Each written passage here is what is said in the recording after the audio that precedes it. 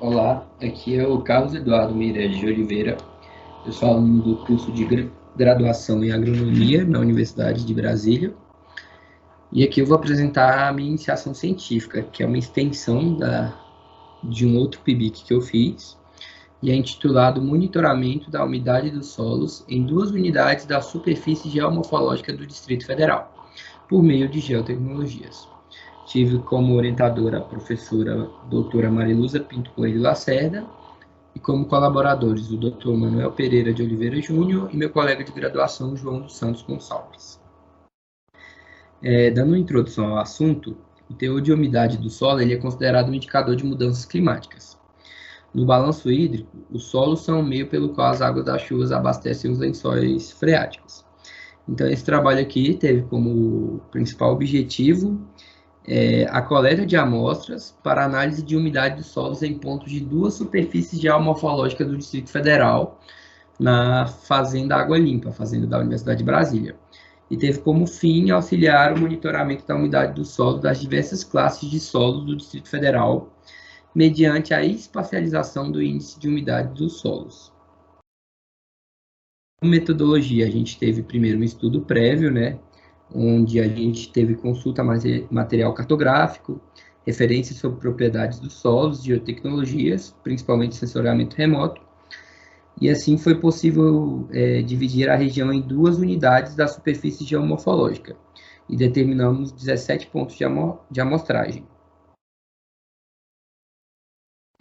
A primeira superfície ela foi subdividida em pontos 1, 2, 3, denominados pontos do mirante, pontos 4, 5, 6, pontos do caminho adutora, e por fim os pontos 7, 8 e 9, que foram denominados pontos da mina d'água.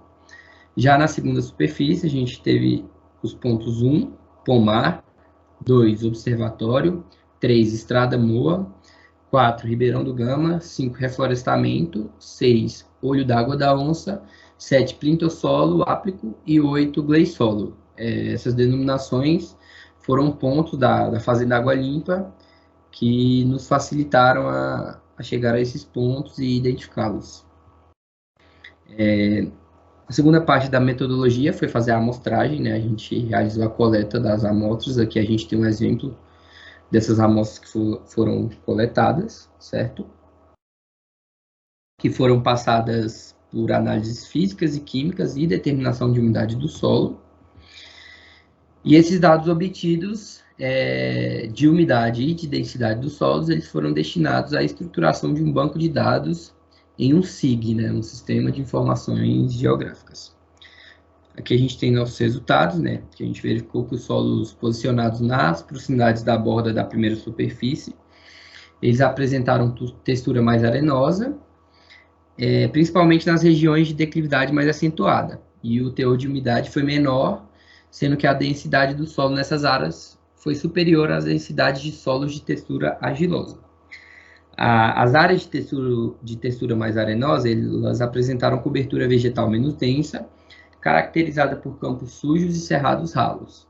Isso se deve à pouca disponibilidade de água e fertilidade natural baixa devido ao material de origem. Já na segunda superfície, os solos apresentaram valores de densidade do solo mais baixos e teores de argila mais elevados.